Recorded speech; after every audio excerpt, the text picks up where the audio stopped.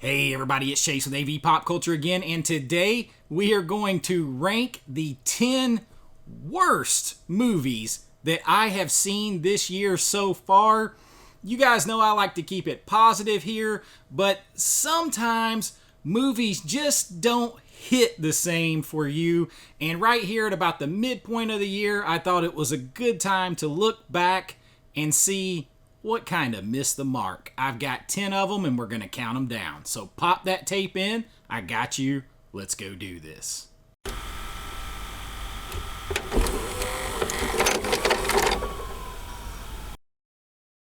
All right, so just so you know, because I like to keep it positive, I will be doing the flip side of this, the 10 best that I have seen so far. So you'll see that either tomorrow or the next day, and we'll finish it up positive. So sort of a bad news first situation.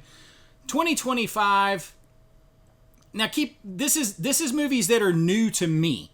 They're either I've never seen them or haven't seen them in so many decades that it was like a first watch all over again.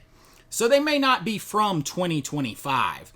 So it's not picking on this year. It's just the ones that I have watched this year so far. And matter of fact, I think some of these are a couple of these are pretty old, but some of them are new, some of them are brand new, and we're going to count them down. And I know that it's going to be controversial, but coming in at number 10, I recently picked this up on an Amazon sale. I got a good deal on it, but it's Alien Romulus. I don't hate it. Full disclosure, I have now tried twice to get through it. I have not made it through it yet. So it's at the bottom. It's not a worst offender because I haven't given it an all the way through yet. I'm trying. It moves like molasses for me at the beginning, and I like a slow burn. I don't particularly like any of the characters so far. They all feel like they got cast off of TikTok. I don't know. So I'm going to try again and then try to get lost in the sci-fi horror of it and try to ignore them. So I'm not done giving this a try. But for right now, it checks in as when I can't make it through it on a couple of tries, it's got to be considered on this list. So Alien Romulus, though I'm not done. I'm not done yet. I'm still going to give her a chance to come through on the end. But Alien Romulus checks in at number 10 of the worst things I've watched this year so far. All right. The next one is also going to blow your mind. And I am actually going to do a review of this movie along with another movie, sort of contrasting styles, opposite ends of the spectrum as far as filmmaking, but have some things in common. And I actually like the other one much better. This one is an Oscar winner. I don't see it. Anora. I've watched this 3 times now. 3 times. And I don't see it.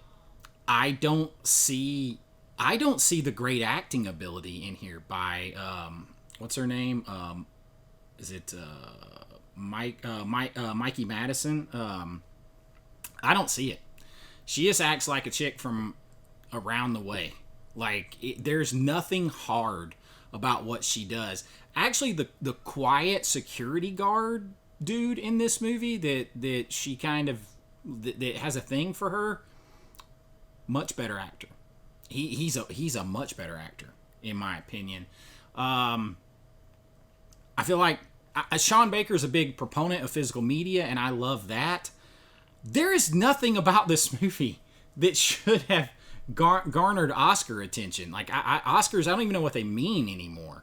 As an indie filmmaker, I'm glad indie films are starting to get looked at, but I just do not see it, man. I do not see it in any way, shape, or form. I mean, outside the nudity, which actually is not as much as you would think. It's not as much as they played it up to be. It's just it like watching a reality TV show. It's like watching a reality TV show.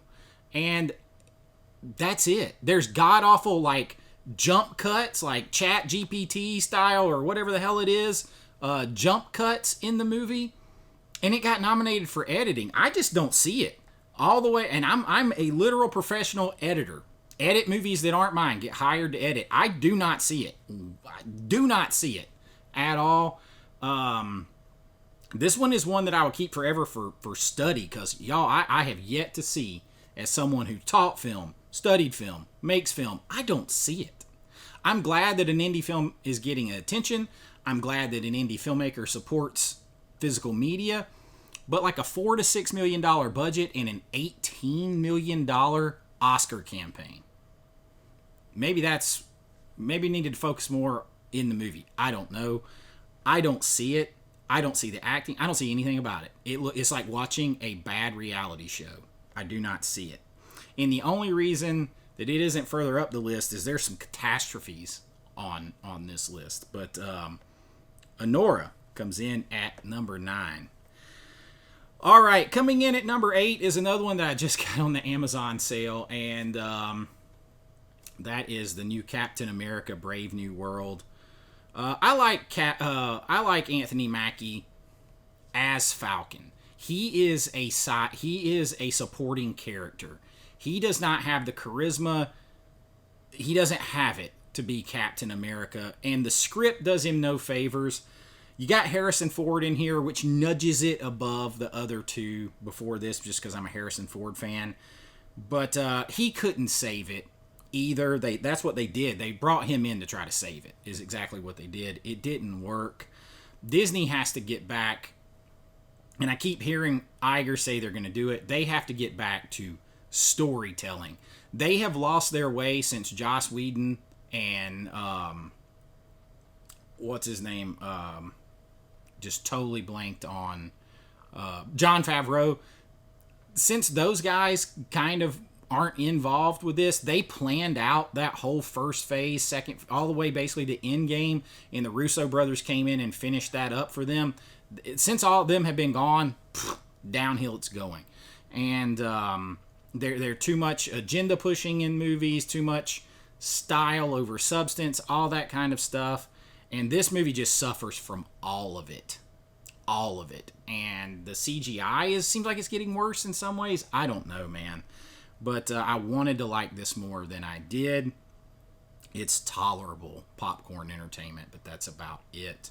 So Captain America: Brave New World comes in at number 8.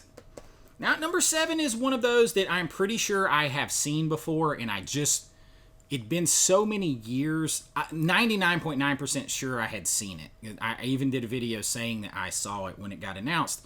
And I remember it, but it's kind of like remembering just little pieces in your head. So it was almost like a fresh watch all over again. And it is slow. Oh my God. Even for somebody that likes slow stuff, I don't know if this is one that I'll end up keeping or not. But the Possession of Joel Delaney that I got on my Vinegar Syndrome subscriber package. Nice 4K. You have Shirley MacLaine in this movie, and when she was much younger.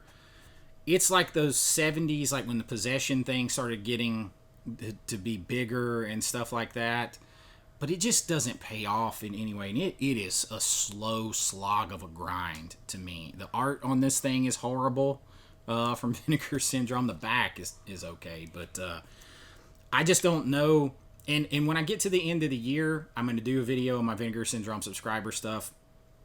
The movies that I don't plan to keep, I'm going to rewatch. I'm going to subject myself to that, re-rank them, and for what's the worst, and then decide if I'm getting rid of them. This might squeak into that. I just don't know that I will ever go back to it and watch it. But because of that, The Possession of Joel Delaney comes in on this list at number 7. Now, the next few I don't have physically, and I never will. Number 6 is Hereditary. Now, I'm just now seeing this movie this year, and I could have gone the whole rest of my life without seeing it. I do not see the hype. I thought it was terrible. I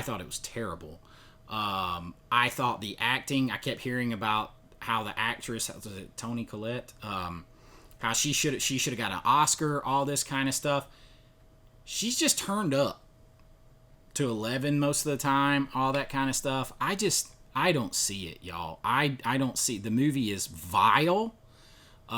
She treats her son in a very vile way. I'm going to go with John Carpenter and say that he said the director of this movie secretly doesn't like horror movies. He doesn't like it, and he just is full of himself wanting to be an artist. That's what I get. It's like he threw in and made it a horror right at the end to try to get horror fans, even though he doesn't like it. I don't see the fuss about this movie at all.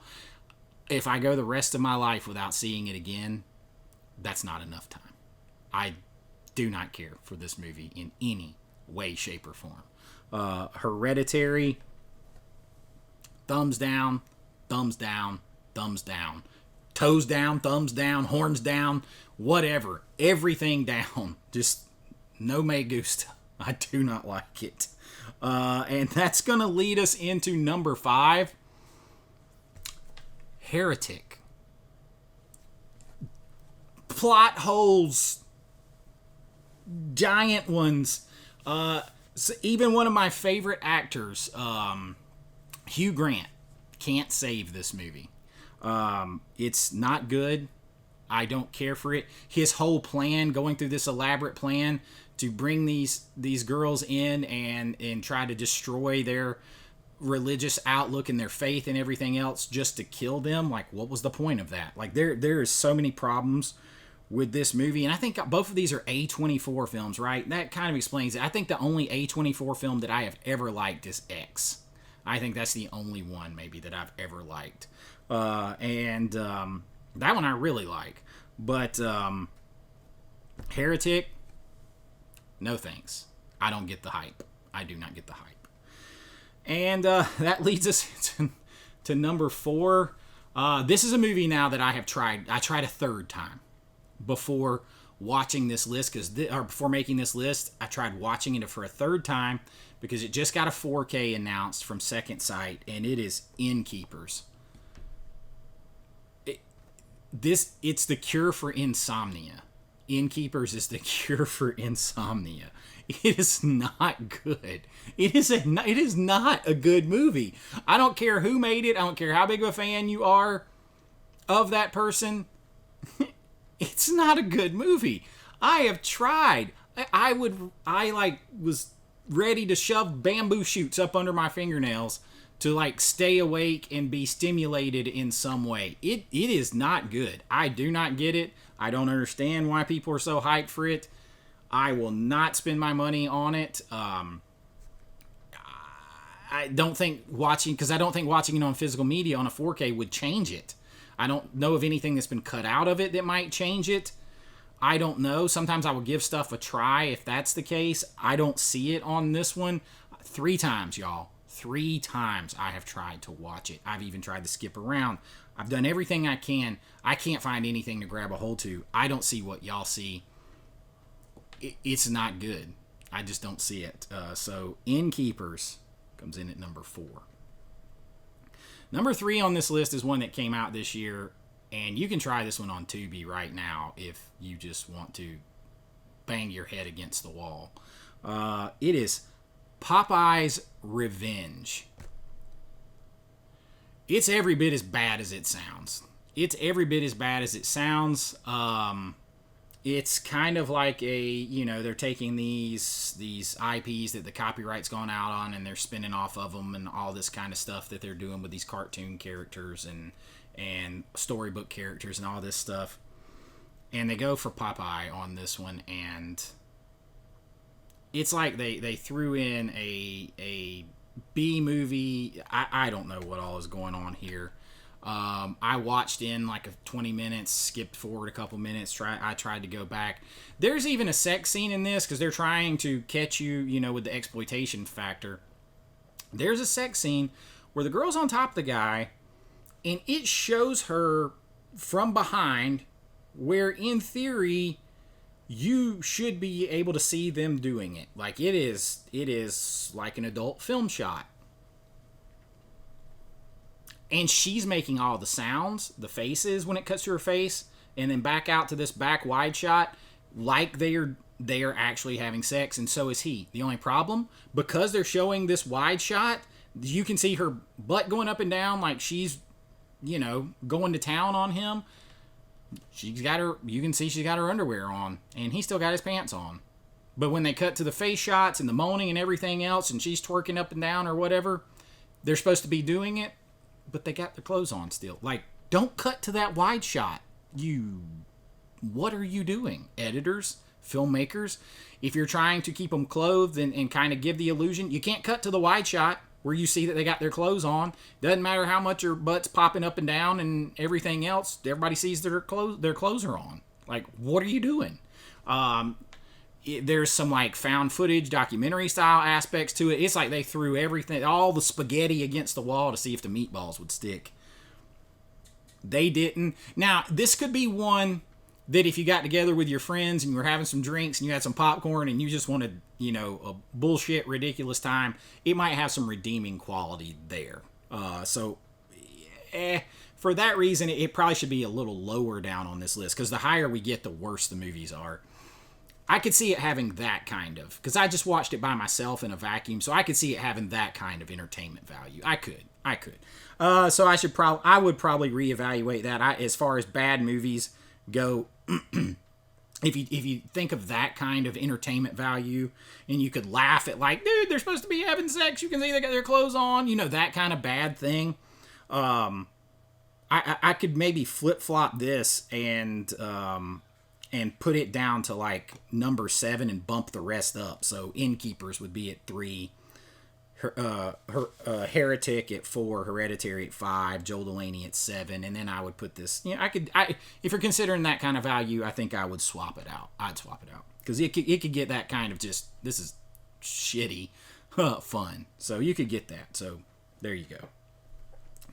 Now the next one is had it not been for number 1 on the list, number 2 would be without a question number 1 of the worst things I have seen. Freaky Tales. This is a crappy set. This is cheap little gimmick. You got this big old case in here, and they still stack the discs. This is flimsy, supposed to be like a VHS. This movie is very, I don't want to say the word because I don't want to get the video like choked down. But if you look like me, this movie hates you. And that's all I'm going to say about that.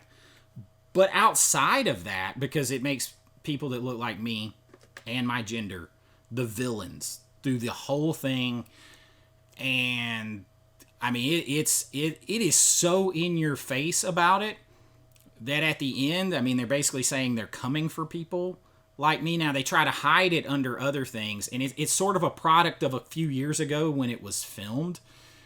But, like, I'm not into divisiveness at all on either side of the thing, on either kind of side of anything. So, like, trying to shove all that into a movie, and man, does it hit you over the head. And if you didn't see that in the movie, you might want to watch again and have a talk with yourself about it, because vilifying and dividing people, uncool. You don't need that in a horror movie. You left this cool ass premise to where, like, I don't know, almost like this green fog, like Maximum Overdrive style, like, is causing these freaky otherworldly anthology tales to happen. You even got Too Short making a cameo in the movie, and then a younger version of Too Short. And I grew up on, like, I mean, Too Short. These are the tales, the freaky tales. These are the tales that we tell so well. Like, all that kind of stuff. And, man, you had such a chance to make this like a scary, good, old school horror movie. And you put social commentary above all else in the movie. You also have Pedro Pascal, who's just oversaturated. He's in everything. Way too much. You had a cool concept, and you pissed on it in favor of all that other stuff, which is what has been hurting movies and driving people away from the theater. And we got to drop all that and just make good, fun movies without all of that kind of stuff at the forefront. You don't have to beat it. Things can be in the context of a good story. They don't have to be like everything and divide people. Movies are supposed to bring us together. This doesn't do that. It also just misses the mark in a lot of ways. It goes in asides of you got Tom Hanks thrown in here for a cameo, and really it is just to kind of further that thing. And man, no, just no, absolutely not. This is going out of my collection, 100% out of here. So Freaky Tales, if not for number one, would have been number one. But at number one, there is no question. It has a lot of those same problems, and the world resoundingly let Disney and everyone know they're tired of it and tired of that crap. I am talking about Snow White. Holy cheese whiz. Is that thing a steaming pile of poo? Like, get a big whiff, because it stinks out loud. Rachel Ziegler, unlikable, wholly unlikable, dragged the movie down before it ever got out, just plagued with problems, because this movie encapsulated all of what I was talking about with this movie and made it worse, and people stayed away in record numbers from it across the world, to the point where this is the movie that made Iger at Disney stand up and be like, okay, we can't do this. Understand there's maybe some movies that are in the pipeline that have been shot that's going to have some of this stuff in it, but we got to get away from it. We're no longer going to get into all that kind of stuff. We're going to go back to telling creative stories, all that stuff. He keeps preaching it. He keeps following up on it, because my goodness, it's garbage. It is absolute garbage. You will never be, I'm not going to use the word, but you will never be awake enough to please. It is a self-defeating prophecy. And then it just Peter Dinklage, in this movie, he kept, little people, he kept other actors like himself from getting a job in the movie. So he literally kicked the ladder down behind him after having made a fortune and made his name playing in Game of Thrones as a famous little person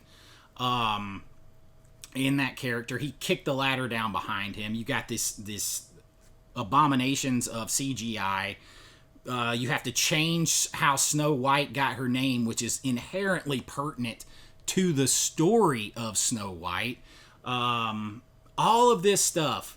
And you know what it is. You end up going broke. This movie is one that is breaking Disney down. And they can't afford to keep losing money at this rate. So they're trying everything they can. But God, this movie was bad. Bad. Shame. Bad. Just bad. And it comes in at number one of the worst things I have seen this year. And I did not make it all the way through it. I left. I went to watch it for the video. I didn't take anybody with me, and I left. So it was that bad. But Snow White is number one of the 10 worst things I've watched this year so far. And again, those at the bottom of the list, not unwatchable, no hate for those. Just they're not resonating with me the same. But that's the negative stuff out. I will have the positive flip side of this video coming out soon, so make sure you check out that one. Let me know some of the stinkers you saw this year. Let me know what you think of the ones on my list. I'm sure there's going to be some discussion. Just be nice. Movies are subjective. They're art. All that stuff. So if you enjoyed this, definitely kind of different. Usually I'm always positive, but sometimes, you just got to call it. I'm about positivity and accountability and being honest, and that's what I'm doing here. So I'll have the positive finish on this one coming up soon. But please like and subscribe if you enjoyed this. You can join the channel, become a channel member, and support what we're doing here at my YouTube link or my Patreon, where I can do a lot more over there, and the man takes a lot less. And you're going to get your name in lights on every single video if you become a channel member, a Patreon member. Behind the scenes looks at my filmmaking, all that kind of stuff. And everything goes back into this channel. And y'all, I really do appreciate you all being here. All of my members, Thank you so much. Make sure you subscribe to all these cool channels, whichever side that it's on. Help build the physical media and movie community out there. And until next time, be kind, rewind like always. This is Chase with AV Pop Culture, and I'll see you real soon. Bye-bye. Bye now.